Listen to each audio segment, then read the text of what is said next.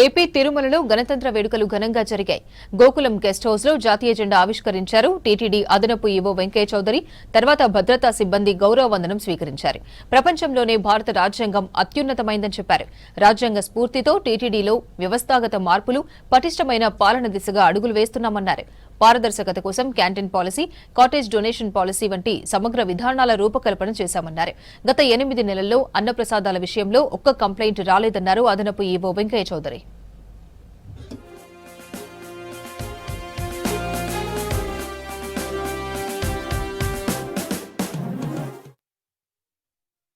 ఈ 77వ గణతంత్ర దినోత్సవం భారతదేశ చరిత్రలో మరొక ఘట్టమని చెప్పొచ్చు.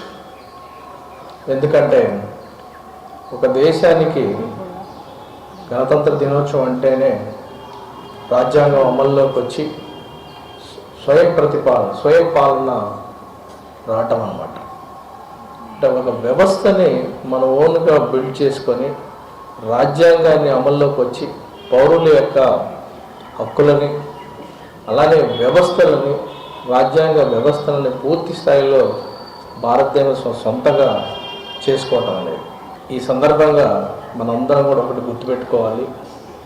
ఏ పని చేసినా కానీ ఒక వ్యవస్థ బిల్డ్ చేసుకోవాలి, ఒక స్ట్రక్చర్ క్రియేట్ చేసుకోవాలి. ఆ స్ట్రక్చర్ క్రియేట్ చేసినప్పుడు మాత్రమే ఏ పని అయినా, ఏ స్కీమ్ అయినా, ఏదైనా కానీ సస్టైనబిలిటీ ఉంటుంది, లాంగ్ టర్మ్ సస్టైనబిలిటీ ఉంటుంది. బెస్ట్ ఎగ్జాంపుల్ భారతదేశ రాజ్యాంగం. ప్రపంచాల్లో చాలా దేశాల్లో వచ్చాయి, చాలా దేశాలకు స్వతంత్రాలు వచ్చాయి, చాలా దేశాల్లో రాజ్యాంగాలు తెచ్చుకున్నారు. కానీ రాజ్యాంగ స్పిరిట్, రాజ్యాంగాన్ని అంత క్లుప్తంగా కానీ పటిష్టంగా రాసుకోకపోవటం వలన, లేకపోతే ఆ రాజ్యాంగాన్ని ఆ దేశాల్లో ఉన్న ప్రజలు అర్థం చేసుకోకపోవటం వలన ఎక్కువ రోజులు నిలబడలేకపోయాయి.